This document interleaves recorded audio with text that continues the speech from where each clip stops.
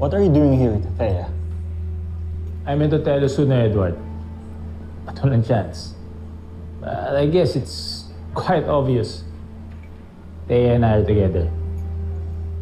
Tuloy na naman kayo, di ba? So I guess wala tayong problema. Nako, okay lang yan. Wala naman ang pakialam si Edward. Di ba, Edward?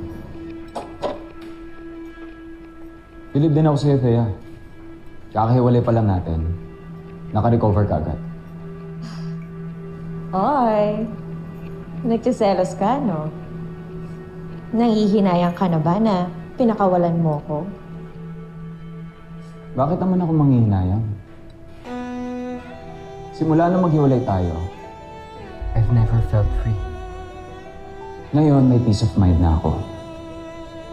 So to answer your question, Mr. Ledesma, wala tayong magiging problema.